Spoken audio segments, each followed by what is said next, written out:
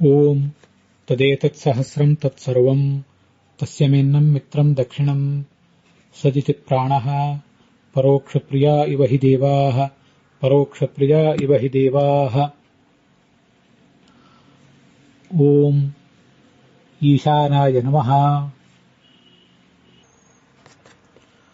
ಓಂ ದಿವ್ಯೋ ನ ಪಾರ್ಥಿವೋ ನ ಜಾತೋ ನ ಜನಿಷ್ಯತೆ ನ ಜಾತೋ ನ ಜನಿಷ್ಯತೆ ನ ಜಾತೋ ನ ಜನಿಷ್ಯತೆ ಸ್ವಾದೋ ಸ್ವಾದೀಯಃ. ಶ್ರೀ ಗುರುಭ್ಯೋ ನಮಃ. ಪಂಚವಿಂಶತ್ಯುತ್ತರ 300ತಮಃ ಭಾಗಃ 325ನೇಯ ಭಾಗೋಯಂ ಅನುಶಾಸನ ಪರ್ವಣಿ ಮಹಾಭಾರತೆ ಭಗವತಾ ವೇದವ್ಯಾಸೇನ ಸಂರಚಿತೆ. ಅತ್ರ ಅದ್ಯ ಈಶಾನಃ ಇತಿ ಸಪ್ತಷಷ್ಟಿತಮಂ ನಾಮ, 67ನೇಯ ನಾಮ. ತ್ರಿಷಷ್ಟಿತಮೀ ಬೃಹತಿ ಚ, 63ನೇಯ ಬೃಹತಿ ಮಂತ್ರವೂ ಕೂಡ ಅದ್ಯ ಸಂಶ್ರೂಯೇತೆ. ಅಸ್ಮಿನ್ ಮಂತ್ರೆ ಭಗವಾನ್ ಈಶಾನಃ ಇತಿ ನಾಮ್ನಾ ಸಂಸ್ತೂಯತೆ. ಈಶಾನ ಇತಿ ನಾಮ್ನಃ ಕೋಯಮರ್ಥಃ? ಈಶೈಃ ರುದ್ರೈಃ ರುದ್ರಾದಿದೇವತಾಗಣೈಃ ಆ ಸಮ್ಯಕ್ ನೂಯತೆ. ಈಶ ಆ ನು ಇತಿ ಅಸ್ಮಿನ್ ಪದೇ ಛೇದಃ ಸಾಧ್ಯತೆ. ಬ್ರಹ್ಮರುದ್ರಾದಯಃ ಯೇ ಈಶಾಃ ವರ್ತಂತೆ ತೈರಪಿ ಆ ತಸ್ಯ ಅರ್ಥಃ ಸಮ್ಯಕ್, ನೂಯತೆ ತಸ್ಯ ಅರ್ಥಃ ಸ್ತೂಯತೆ ಇತಿ. ಏವಂ ಚ ಈಶಾನೋಯಂ ಸರ್ವಸ್ಯಾಪಿ ಅಧಿಪತಿಃ ಇತ್ಯರ್ಥಸ್ತು ಸಾಮಾನ್ಯ ಏವ ಅರ್ಥಃ. ಅಪಿ ಚ ಈಶಾನೇ ಶಿವೆ ಸ್ಥಿತತ್ವಾತ್ ಈಶಾನಃ. ಈಶನಾದ ಈಶಾನಃ, ಶಿವನಲ್ಲಿ ಅಂತರ್ಯಾಮಿಯಾದವನು ಈಶಾನ, ಶಿವಾದಿ ದೇವತೆಗಳಿಂದ ಸ್ತುತ್ಯನಾದವನು ಈಶಾನ, ಜಗತ್ತನ್ನೆಲ್ಲ ತಾನು ಆಳುವುದರಿಂದ ಆತ ಈಶಾನ. ಈಶಾನಾಮಪಿ ಅನಃ, ಈಶರಾದಂಥವರು ದೊಡ್ಡ ದೊಡ್ಡವರು, ಅವರೆಲ್ಲರಿಗೂ ಕೂಡ ಅನ. ಈಶಾನಾಂ ಅನಃ ಈಶಾನಃ, ಅವರೆಲ್ಲರಿಗೂ ಎಲ್ಲ ರೀತಿಯಾದಂತಹ ಪ್ರವೃತ್ತಿಗಳನ್ನು ಮಾಡಿಸುವವನು ಅವನು. ಈಶಾ ಅಂದರೆ ಲಕ್ಷ್ಮೀದೇವಿ, ಅವಳನ್ನು ನಯತಿ ಮುನ್ನಡೆಸ್ತಾನೆ, ಆದ್ರಿಂದ ಈತ ಈಶಾನ ಶಬ್ದವಾಚ್ಯ. ಅನ ಅಂದ್ರೆ ಪ್ರಾಣ, ಅವನಿಗೆ ಈಶ, ಪ್ರಾಣನಿಗೂ ಒಡೆಯ. ಅನೋಪಿ ಏನು ಈಶಃ ಸಹ ಈಶಾನಃ. ಪ್ರಾಣ ಈ ಪರಮಾತ್ಮನ ಕೃಪಾಶೀರ್ವಾದದಿಂದಲೇ ಜಗತ್ತಿಗೆ ಒಡೆಯನಾಗಿದ್ದಾನೆ. ಈ ಭಗವಂತ ಒಡೆಯನೂ ಹೌದು, ಚೇಷ್ಟಕನೂ ಹೌದು. ನಮಗಿರುವಂತಹ ಸಂಪತ್ತನ್ನ, ಲೌಕಿಕ ಸಂಪತ್ತನ್ನ ಕೆಲವು ಬಾರಿ ಶತಿ ತನೂ ಕರೋತಿ, ಸಂಪತ್ತನ್ನು ನಾಶಪಡಿಸಿ ಬಿಡ್ತಾನೆ. ಇನ್ನು ಕೆಲವು ಬಾರಿಗಿರುವಂತಹ ಸಂಪತ್ತನ್ನು ಹೆಚ್ಚು ಮಾಡ್ತಾನೆ. ಈ ಅಂದ್ರೆ ಸಂಪತ್ತು ಲಕ್ಷ್ಮೀದೇವಿ.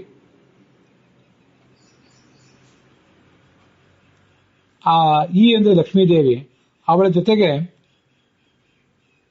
ಆನಂದದಿಂದ ವಿಹರಿಸ್ತಾ ಇರುವವನು. ಅನತೆ ಅಂತಂದ್ರೆ ವಿಹರಿಸ್ತಾ ಇರುವವನು. ಅವಳು ಇವನಿಂದಲೇ ಎಲ್ಲ ರೀತಿಯಾದಂತಹ ಸಂತೋಷವನ್ನು ಕೂಡ, ಸುಖವನ್ನು ಕೂಡ ಹೊಂದಿದವಳು, ಸೌಭಾಗ್ಯವನ್ನು ಹೊಂದಿದವಳು. ಅದಕ್ಕಾಗಿ ಈತ ಈಶಾನ ಅಂತ ಕರೆಸ್ಕೊಂಡಿದ್ದಾನೆ. ಈಶಾನ ಎಂಬ ಶಬ್ದಕ್ಕೂ ಈಗ ನಾವು ನೋಡ್ತಾ ಇರುವಂತಹ ಈ ನಾಮಕ್ಕೂ ಏನು ಸಂಬಂಧ, ಈ ಮಂತ್ರದ ಅರ್ಥ ಏನು, ಅದನ್ನ ನಾವೀಗ ನೋಡಬೇಕಾಗಿದೆ. ರಘುನಾಥ ತೀರ್ಥರು ಅದಕ್ಕೆ ಹೀಗೆ ಅರ್ಥ ಬರೆದಿದ್ದಾರೆ. ದಿವ್ಯ ಪಾರ್ಥಿವ ಅಂತ ಹೀಗೆ ಶಬ್ದಗಳಿವೆ. ದಿವ್ಯ ಅಂದ್ರೆ ದಿವ್ಯಭವ, ಸ್ವರ್ಗಲೋಕದಲ್ಲಿ ಇರುವಂಥವನು ಅಂತ ಅರ್ಥ. ಪಾರ್ಥಿವ ಅಂತಂದ್ರೆ ಇದೇ ಲೋಕದಲ್ಲಿ ಇರುವಂಥವನು.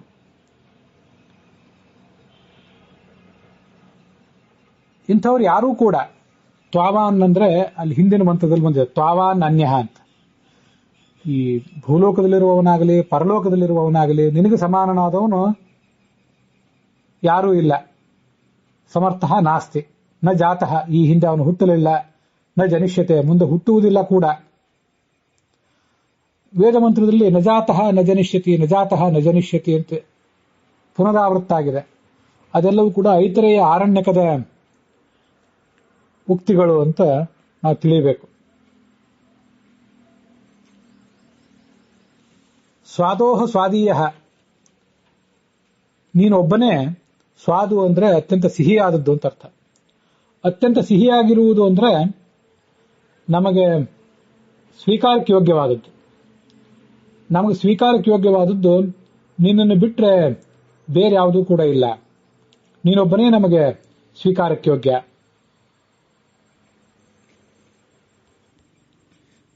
ಅದನ್ನೇ ರಘುನಾಥ ತೀರ್ಥರು ಉಪಾದೇಯ ತಮಃ, ಸ್ವಾದು ಅಂದ್ರೆ ಉಪಾದೇಯ, ಸ್ವೀಕಾರಕ್ಕೆ ಯೋಗ್ಯ.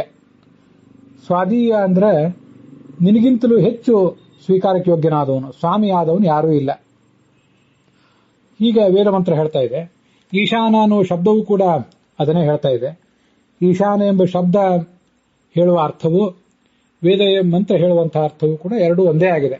ಎಲ್ಲದಕ್ಕೂ ಭಗವಂತ ಒಡೆಯ, ಅವನಂಥವ್ರು ಇನ್ಯಾರೂ ಇಲ್ಲ. ನಾವು ಸ್ವೀಕಾರ ಮಾಡುವುದಿದ್ರೆ ಅವನನ್ನೇ ಸ್ವೀಕಾರ ಮಾಡಬೇಕೇ ಹೊರತು ಇನ್ಯಾರನ್ನು ಕೂಡ ಒಡೆಯ ಅಂತ ಸ್ವೀಕಾರ ಮಾಡುವ ಸಾಧ್ಯತೆ ಇಲ್ಲ ಅನ್ನೋದನ್ನು ವೇದಮಂತ್ರ ಹೇಳ್ತದೆ. ಅದಕ್ಕೆ ಭಗವಂತಾಚಾರ್ಯ ಏನು ವ್ಯಾಖ್ಯಾನ ಮಾಡಿದ್ದಾರೆ ಇದೇ ಮಂತ್ರಕ್ಕೆ? ದಿವ್ಯ, ಹೆಚ್ಚು ಕಡಿಮೆ ಇದೇ ಅರ್ಥಗಳನ್ನೇ ಹೇಳಿದ್ದಾರೆ. ದಿವ್ಯಭವ, ಪಾರ್ಥಿವ ಅಂದ್ರೆ ಪೃಥ್ವಿ ಲೋಕದಲ್ಲಿದ್ದವನು. ನ ಕೇವಲ ಇದಾನೀಮೇವ, ಈಗ ಮಾತ್ರ ಅಲ್ಲ, ಪುರಾ ಅಪಿ, ಹಿಂದೆ ಕೂಡ, ಮುಂದೆ ಕೂಡ ಇಲ್ಲ.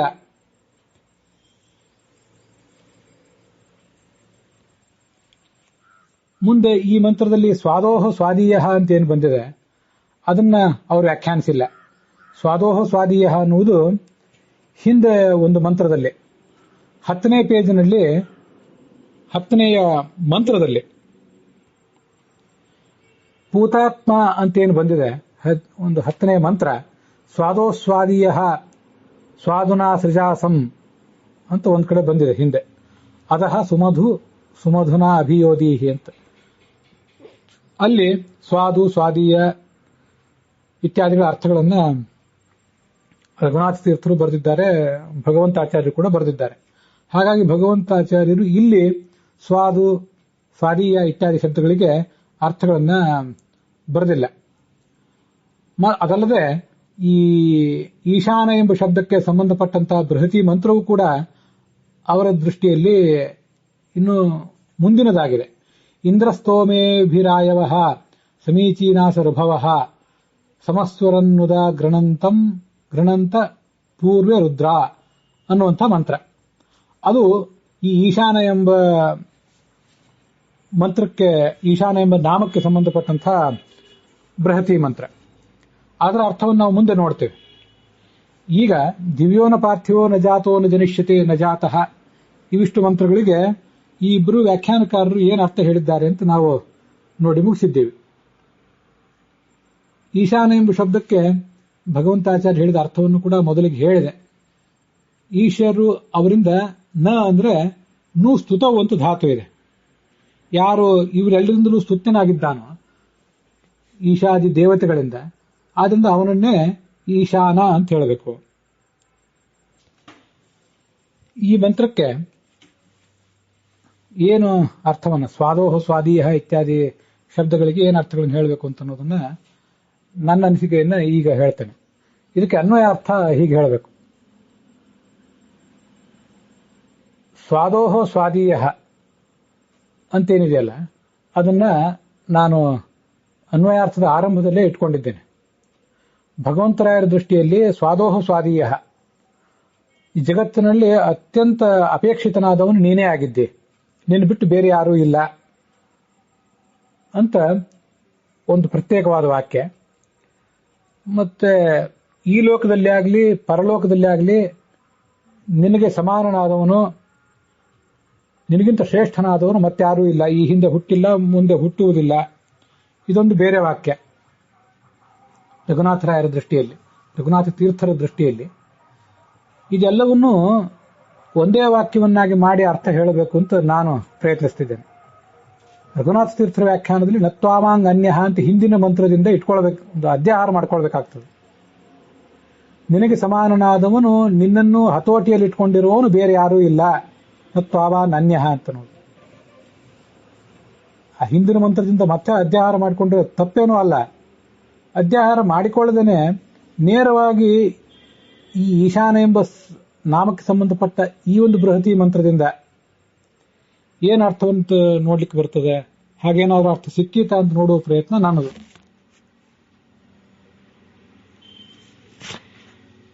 ಸ್ವಾದೋಹೋ ಅಂದ್ರೆ ಸುಖರೂಪಾತ್, ನೀನು ಸುಖರೂಪನಾದವನು.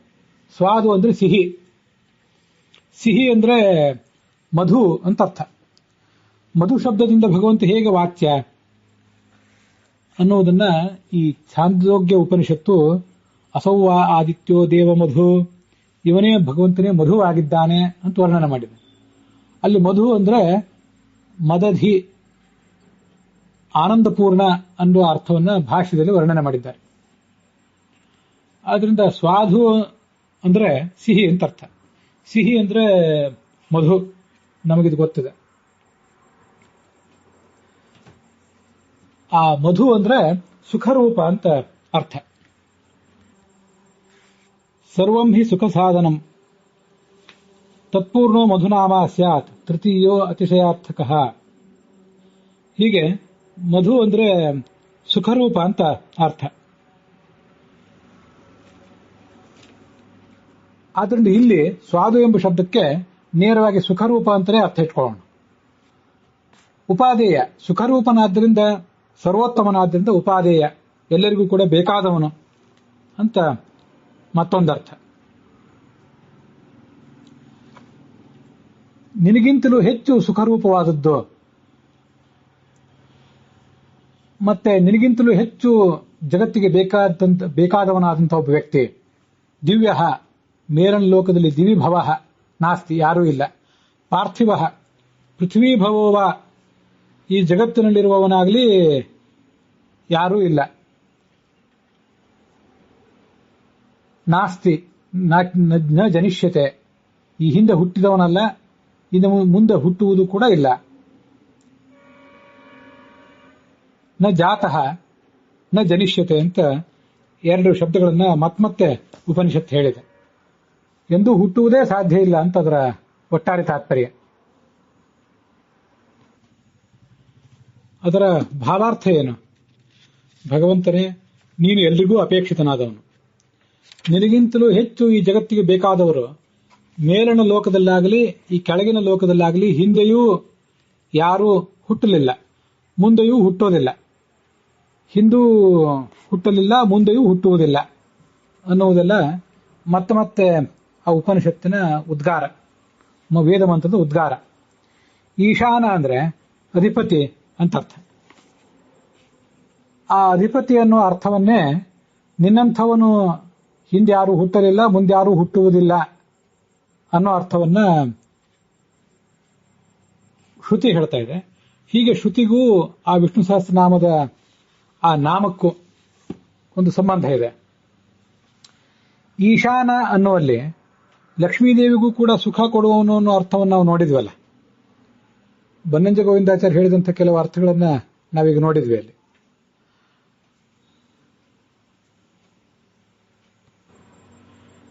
ಈ ಅರ್ಥ ಹಿಂದಿನ ಮಂಗಲ ಎಂಬ ಶಬ್ದದಲ್ಲಿ ರಘುನಾಥ ತೀರ್ಥರು ಹೇಳಿದ್ದೆ.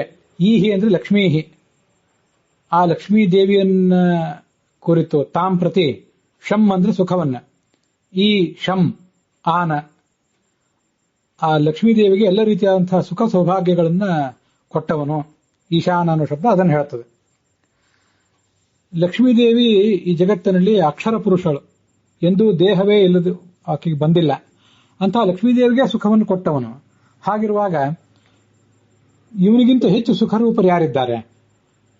ಜಗತ್ತಿನಲ್ಲಿ ಅತ್ಯಂತ ಹೆಚ್ಚು ಸುಖಪೂರ್ಣ ಈತನೇ, ಅನಂತ ಸುಖನಾದ ಈತನೇ ಏತಸ್ಯೈವ ಆನಂದಸ್ಯ ಮಾತ್ರಾಂ ಅನ್ಯೇ ಜೀವಾಹ ಉಪಜೀವಂತಿ ಅಂತ ಬೃಹದಾರಣ್ಯಕ ಉಪನಿಷತ್ತು ಹೇಳುವಂತೆ, ಯೇಷೋಸ್ಯ ಪರಮ ಆನಂದ, ಮಹಾನಂದವುಳ್ಳಂಥ ತತ್ವ ಇವನು. ಅವನ ಆನಂದದ ಒಂದೊಂದು ಅಂಶಕ್ಕೆ ಸಮಾನವಾದ ಸಣ್ಣ ಸಣ್ಣ ಆನಂದಗಳನ್ನೇ ಅನ್ಯೇ ಜೀವಾಹ, ಲಕ್ಷ್ಮೀದೇವಿ ಮೊದಲಾದವರೆಲ್ಲೂ ಕೂಡ ಅನುಭವಿಸ್ತಾರೆ ಅಂತ ಇದೆ. ಆದ್ದರಿಂದ ಈಶಾನ ಅನ್ನುವ ಶಬ್ದ ಲಕ್ಷ್ಮೀದೇವಿಗೂ ಸುಖವನ್ನು ಕೊಟ್ಟವನು. ಅದನ್ನೇ ಈ ಶಬ್ದ ಇಲ್ಲಿ ಸ್ವಾದೋಹೋ ಸ್ವಾದೀಯ ಅಂತ ಬೃಹತಿ ಮಂತ್ರ ಕೂಡ ಹೇಳ್ತಾ ಇದೆ. ನಿನಗಿಂತಲೂ ಹೆಚ್ಚು ಸುಖರೂಪನಾದವನು ಇನ್ಯಾರೂ ಇಲ್ಲ ಅಂತ. ಹೀಗೆ ಒಂದು ಅಧಿಪತಿ ಅಂತ ಅರ್ಥ ಈಶಾನ ಅನ್ನೋದಕ್ಕೆ, ಮತ್ತೊಂದು ಸುಖದಾಯಕ ಅಂತ ಅರ್ಥ. ಲಕ್ಷ್ಮೀದೇವಿಗೆ ಸುಖದಾಯಕ ಅಂದಮೇಲೆ ನಮಗೆಲ್ಲರಿಗೂ ಕೂಡ ಅವನೇ ಸುಖದಾಯಕ. ಅಂಥ ಅಧಿಪತಿಯೂ ಇಲ್ಲ, ಅಂಥ ಸುಖದಾಯಕನೂ ಯಾರೂ ಇಲ್ಲ ಅಂತ ಒಟ್ಟಾರೆ ಆ ಬೃಹತಿ ಮಂತ್ರಕ್ಕೂ ಈ ನಾಮಕ್ಕೂ ಎರಡು ರೀತಿಯಾದಂತಹ ಸಂಯೋಜನವನ್ನ ತೋರಿಸಲಿಕ್ಕೆ ಬರ್ತದೆ. ಬೃಹದಾರಣ್ಯಕ ಉಪನಿಷತ್ತು ಈತನನ್ನ ಸರ್ವಸ್ಯ ವಶಿ, ಸರ್ವಸ್ಯೇಶಾನಃ, ಸರ್ವಸ್ಯಾಧಿಪತಿ, ಅಧಿಪತಿ ಮತ್ತು ಈಶಾನ ಅಂತ ಪ್ರತ್ಯೇಕ ಶಬ್ದಗಳಿಂದ ವರ್ಣನೆ ಮಾಡಿದೆ. ಆದ್ರಿಂದ ಅಧಿಪತಿ ಅಂದ್ರೆ ಒಡೆಯ, ಈಶಾನ ಅಂದ್ರೆ ಚಟುವಟಿಕೆ ಕೊಡುವವನು. ಸರ್ವಸ್ಯ ಬ್ರಹ್ಮರುದ್ರಾದೇಹೇ ಅನಹ ಈಶಾನ ಏವಚ ಅಂತ ಬೃಹದಾರಣ್ಯಕ ಉಪನಿಷತ್ತಿನ ಭಾಷ್ಯ ಈಶಾನ ಅಂತ ಅನ್ನೋ ಅರ್ಥ, ಈಶಾನ ಶಬ್ದದ ಅರ್ಥವನ್ನು ಅನಹ ಎಲ್ಲದಕ್ಕೂ ಚಟುವಟಿಕೆ ಮಾಡಿಸುವಂಥವನು, ಅದರ ಯಾವುದೇ ಕ್ರಿಯೆಯೂ ಭಗವಂತನಿಂದ ಪ್ರೇರಿತವಾದದ್ದು ಅಂತ ವರ್ಣನೆ ಮಾಡಿದ್ದಾಳೆ. ಈಶಾನಾಮಪಿ ಮುಕ್ತಾನಾಂ ಸಹ ಅನನಾಥ ಶ್ರುತಃ, ಮುಕ್ತರಾದವರಿಗೂ ಕೂಡ, ಈಶರು ಅಂದ್ರೆ ಮುಕ್ತರಾದವರು, ಅವರಿಗೂ ಕೂಡ ಈತ ಈಶಾನ. ಯಾಕೆಂದ್ರೆ ಅನನಾಥ್, ಅವರಿಗೂ ಎಲ್ಲಾ ರೀತಿಯಾದ ಕರ್ಮಕ್ಕೆ ಇವನೇ ಪ್ರೇರಕ. ಇದು ಮಾಂಡುಕ ಉಪನಿಷತ್ತಿನ ಭಾಷ್ಯದಲ್ಲಿ ಆಚಾರ್ಯ ಹೇಳುವಂಥದ್ದು. ಅದಕ್ಕಾಗಿಯೇ ಸ್ವಾದೋಹ ಸ್ವಾದೀಯ, ಸುಖರೂಪರಾದಂತಹ ಮುಕ್ತರೇನಿದ್ದಾರೆ ಅವ್ರಿಗಿಂತಲೂ ಹೆಚ್ಚು ಸುಖರೂಪನಾದವನು ನೀನೇ ಆಗಿದ್ದೆ. ಅವರೆಲ್ಲರ ಚಟುವಟಿಕೆಯು ನಿನ್ನಿಂದಲೇ ಸಾಧ್ಯ. ಕೋಹ್ಯೇವಾನ್ಯಾತ್ ಕಃ ಪ್ರಾಣ್ಯಾತ್ ಇದೇಶ ಆಕಾಶ ಆನಂದೋನ ಸ್ಯಾತ್ ಅಂತ ತೈತ್ರಿ ಉಪನಿಷತ್ತು. ಈತ ಆನಂದ ಸ್ವರೂಪನಾದಂಥ ಭಗವಂತ ಎಲ್ಲರ ಕ್ರಿಯೆಗಳಿಗೂ ಪ್ರೇರಕ. ಅವನಿಲ್ಲದೆ ಹೋದ್ರೆ ಯಾರಿಗೆ ಯಾವ ಕ್ರಿಯೆ ಆಗುವುದು ಸಾಧ್ಯ ಇತ್ತು ಅಂತ ವರ್ಣನೆ ಮಾಡಿದೆ. ಈಶಾನ ಎಂಬ ಶಬ್ದಕ್ಕೆ ಒಡೆಯ ಅಂತ ಅರ್ಥ ಇಲ್ಲ ಅಂತಲ್ಲ, ಎಲ್ಲರ ಕ್ರಿಯೆಗೆ ಕಾರಣ ಅಂತ ಒಂದು ಅರ್ಥ, ಇನ್ನೊಂದು ಒಡೆಯ ಅಂತನೂ ಅರ್ಥ ಇದೆ. ಈಶಾನಾದೇವ ಈಶಾನಃ ಅಂತ ಬ್ರಹ್ಮಾಂಡ ಪುರಾಣದ ಮಾತನ್ನ ಬ್ರಹ್ಮಸೂತ್ರ ಭಾಷ್ಯದ 1ನೇ ಅಧ್ಯಾಯದ 3ನೇ ಪಾದದಲ್ಲಿ 3ನೇ ಸೂತ್ರದಲ್ಲಿ ಆಚಾರ್ಯರು ವರ್ಣನೆ ಮಾಡಿದ್ದಾರೆ.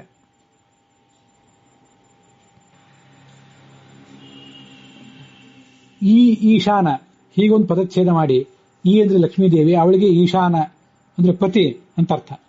ಅವೆರಡಕ್ಕೂ ಸವರ್ಣ ದೀರ್ಘ ಸಂಧಿಯಾಗಿ ಈಶಾನ ಅಂತಾಗಿದೆ. ಈ ಎನ್ನುವ ಒಂದು ಒಂದೇ ಅಕ್ಷರ ಲಕ್ಷ್ಮೀದೇವಿಯನ್ನು ಹೇಳ್ತದೆ. ತಾಂ ಪದ್ಮಿನಿ ಮೀಂ ಶರಣಮಂ ಪ್ರಪದ್ಯೆ ಇತ್ಯಾದಿ ಕಡೆಗಳಲ್ಲಿ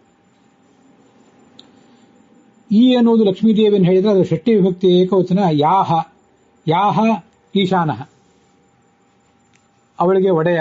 ಆ ಅರ್ಥದಲ್ಲಿ ಇವನೇ ಈಶಾನ ಅಂತ ಕರೆಸ್ಕೊಂಡಿದ್ದಾನೆ.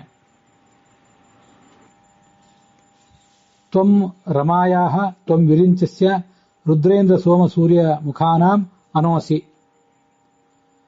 ನೀನೇ ಲಕ್ಷ್ಮೀದೇವಿಗೆ, ಬ್ರಹ್ಮನಿಗೆ, ರುದ್ರ ಇಂದ್ರ ಸೋಮ ಮೊದಲಾದ ಎಲ್ಲಾ ದೇವತೆಗಳಿಗೂ ಕೂಡ ಕ್ರಿಯಾ ಪ್ರವರ್ತಕನಾಗಿದ್ದೆ ಅಂತ ಶಾಂಡಿಲ್ಯ ಶ್ರುತಿ ಭಾಗವತ ತಾತ್ಪರ್ಯದಲ್ಲಿ ಉದ್ಧೃತವಾದದ್ದು. ಅದು ಭಗವಂತನನ್ನು ವರ್ಣಿಸುತ್ತದೆ. ಮಹಾನಾರಾಯಣ ಉಪನಿಷತ್ನಲ್ಲಿ ಈಶಾನ ಸರ್ವವಿದ್ಯಾನಾಂ ಈಶ್ವರ ಸರ್ವಭೂತಾನಾಂ ಬ್ರಹ್ಮಾಧಿಪತಿರ್ಬ್ರಹ್ಮಣೋಧಿಪತಿರ್ಬ್ರಹ್ಮ ಶಿವೋ ಮೇ ಅಸ್ತು ಸದಾಶಿವ ಅಂತ ಭಗವಂತನನ್ನ ಶಿವ, ಈಶಾನ, ಈಶ್ವರ ಇತ್ಯಾದಿ ಶಬ್ದಗಳಿಂದ ವರ್ಣನೆ ಮಾಡಿದ್ದಾರೆ. ಶಾಂಕರ ಭಾಷ್ಯದ ವ್ಯಾಖ್ಯಾನದಂತೆ ಸರ್ವ ಪ್ರಾಣಿಗಳನ್ನು ನಿಯಂತ್ರಿಸುವವನು, ಪರಾಶರ ಭಟ್ಟರ ವ್ಯಾಖ್ಯಾನದಂತೆ ಎಲ್ಲಾ ಅವಸ್ಥೆಗಳಲ್ಲಿಯೂ ಸಮಸ್ತ ವಸ್ತುಗಳನ್ನ ವ್ಯವಸ್ಥೆಗೊಳಿಸುವಂಥವನು. ಸರ್ವಸ್ಯ ವಶೀ ಸರ್ವಸ್ಯ ಈಶಾನಃ ಸರ್ವಾವಸ್ಥಾಸು ಸರ್ವೇಷಾಂ ವ್ಯವಸ್ಥಾಪನಶೀಲತಃ. ಯಾವುದ್ಯಾವುದನ್ನು ಎಲ್ಲೆಲ್ಲಿ ಹೇಗೆ ಹೇಗೆ ಇಡಬೇಕೋ ಆ ರೀತಿಯಾಗಿ ಪ್ರತಿಯೊಂದನ್ನು ಇರಿಸಿ ಅದರ ಮೂಲಕ ಕಾರ್ಯವನ್ನು ಮಾಡಿಸುವವನು ಈ ಭಗವಂತ ಅಂತ ಆ ಈಶಾನ ಅನ್ನೋ ಶಬ್ದಕ್ಕೆ ಅರ್ಥ. ಅನ ಅಂದ್ರೆ ಇರಬೇಕಾದದ್ದು, ಎಲ್ಲೆಲ್ಲಿ ಯಾವ್ದ್ಯಾವ್ದು ಹೇಗೆ ಹೇಗೆ ಇರಬೇಕೋ ಹಾಗೆ ಇರಿಸುವವನು ಅಂತ ಅರ್ಥವನ್ನ ಈಶಾನ ಅನ್ನೋ ಶಬ್ದಕ್ಕೆ ಪರಾಶರ ಭಟ್ರು ವರ್ಣನೆ ಮಾಡಿದ್ದಾರೆ. ಸತ್ಯಸಂಧ ಸ್ವಾಮಿಗಳ ವ್ಯಾಖ್ಯಾನಕ್ಕನುಸಾರವಾಗಿ ರುದ್ರನಿಂದಲೂ ಕೂಡ ಕಾರ್ಯಗಳನ್ನು ಮಾಡಿಸಿದವನು. ಈಶಂ ರುದ್ರಂ ಅನಯತಿ ಚೇಷ್ಟಯತಿ. ಈ ಎಂದು ಲಕ್ಷ್ಮಿ, ಅವಳಿಗೆ ಶಂ ಸುಖಂ ಅದನ್ನು ಕೊಟ್ಟವನು. ಸತ್ಯಸಂಧ ಸ್ವಾಮಿಗಳು ಹೇಳಿದ ಅರ್ಥ, ರಘುನಾಥ ತೀರ್ಥರು ಹೇಳಿದ ಅರ್ಥ ಎರಡೂ ಒಂದೇ ಆಗಿವೆ ಆ ದೃಷ್ಟಿಯಲ್ಲಿ. ಪ್ರಾಣಕ್ಕೆ ಸ್ವಾಮಿಯಾದವನು. ಅನಹ ಈಶಃ ಅನಹ, ಆ ಪ್ರಾಣನಿಗೂ ಈತ ಸ್ವಾಮಿ, ಪ್ರಾಣದೇವನಿಗೂ, ಪ್ರಾಣ ತತ್ವಕ್ಕೂ. ಮುಕ್ತ ಚೇಷ್ಟಕತ್ವಾದ್ವ, ಮುಕ್ತರಿಗೆ ಚೇಷ್ಟಕ ಅನ್ನೋ ಅರ್ಥನೂ ಕೂಡ ಉಪನಿಷತ್ ಭಾಷ್ಯದಲ್ಲಿ ಬಂದಿತ್ತು, ನಾವೀಗಾಗಲೇ ನೋಡಿದ್ವಿ. ಈಶಾನಾಮಿಪ ಮುಕ್ತಾನಾಂ ಈಶನಃ ಸೋಷನಾಚ್ಯುತಃ ಅಂತ ಬಂದಿದೆ. ಹೀಗೆ ಸಂಸಾರಾವಸ್ಥೆಯಲ್ಲಿದ್ದವರಿಗೂ ಆತ ಒಡೆಯ, ಮುಕ್ತರಾದವರಿಗೂ ಕೂಡ ಒಡೆಯ. ಈ ಎಲ್ಲ ಅರ್ಥಗಳನ್ನ ಆ ಈಶಾನ ಎಂಬ ಶಬ್ದ ಹೇಳ್ತದೆ. ಹೀಗೆ ಈ ಈಶಾನ ಎಂಬ ಶಬ್ದ ಸಂಸಾರಾವಸ್ಥೆಯಲ್ಲಿರುವಂತಹ, ಮುಕ್ತಾವಸ್ಥೆಯಲ್ಲಿರುವಂತಹ ಪ್ರತಿಯೊಬ್ಬರಿಗೂ ಕೂಡ ಅಧಿಪತಿ, ಪ್ರತಿಯೊಬ್ಬರಿಗೂ ಕೂಡ ಕ್ರಿಯೆಗಳ ಪ್ರವರ್ತಕ,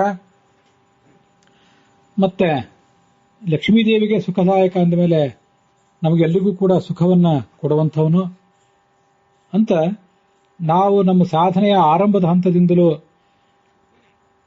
ಅನುಸಂಧಾನಕ್ಕೆ ತಂದುಕೊಳ್ಬೇಕಾದಂಥ ಅನೇಕ ರೀತಿಯಾದಂತಹ ಅರ್ಥಗಳನ್ನು ಒಳಗೊಂಡಂಥ ಒಂದು ಅಪೂರ್ವವಾದಂಥ ಶಬ್ದ.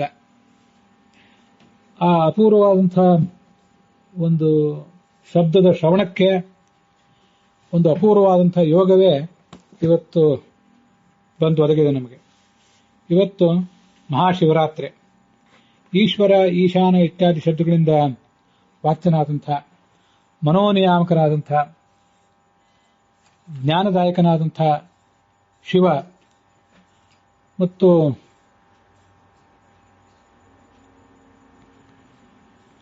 ವಾಗ್ದೇವತೆಯಾದಂಥ, ದಾಂಪತ್ಯದ ದೇವತೆಯೂ ಆದಂಥ ಶಿವ ಪಾರ್ವತಿಯರನ್ನ, ಶಿವ ಶಿವಾನಿಯರನ್ನ ನೆನೆಸಬೇಕಾದಂಥ ದಿನ ಇದು. ಇವತ್ತು ನಾವು ಮಾಡಿರುವಂತಹ ಈ ಒಂದು ಶ್ರವಣ ಶಿವ ಶಿವಾನಿಯರ ಅಂತರ್ಯಾಮಿ ಆದಂಥ, ಭಾರತೀಯ ರಮಣ ಮುಖ್ಯ ಪ್ರಾಣಾಂತರ್ಗತನಾದಂಥ, ಲಕ್ಷ್ಮೀ ನರಸಿಂಹರೂಪನಾದಂಥ ಭಗವಂತನಿಗೆ, ಈಶಾನನಿಗೆ ಅರ್ಪಿತವಾಗಿದೆ. ಈ ಎಲ್ಲ ಶಿವ ಶಿವಾನಿ ಮತ್ತಿತರ ಎಲ್ಲ ದೇವತೆಗಳ ಅನುಗ್ರಹದಿಂದ ನಮಗೆ ಮನಸ್ಸಿನ ಸಂಯಮ, ಮಾತಿನ ಮೇಲಣ ಹಿಡಿತ, ನಮ್ಮೆಲ್ಲ ಸಾಧನೆಗಳಿಗೆ ಪೂರಕ ಆಗಿರಬೇಕಾಗಿರುವಂಥದ್ದು ಈ ಸಾಂಸಾರಿಕ ಜೀವನದ ಒಂದು ನೆಮ್ಮದಿ, ಅಲ್ಲೊಂದು ಏಕರೂಪತೆ, ಒಂದು ಸ್ಥಿರತೆ. ಅದಿಲ್ಲದೆ ಹೋದ್ರೆ ನಮಗೇನೂ ಮಾಡ್ಲಿಕ್ಕೆ ಸಾಧ್ಯ ಆಗೋದಿಲ್ಲ. ಈ ಜೀವನದಲ್ಲಿ ಕಷ್ಟಕ್ಕೊಳಗಾದವನು ಮತ್ತೇನನ್ನು ಸಾಧನೆ ಮಾಡುವುದು ಕಷ್ಟವೇ.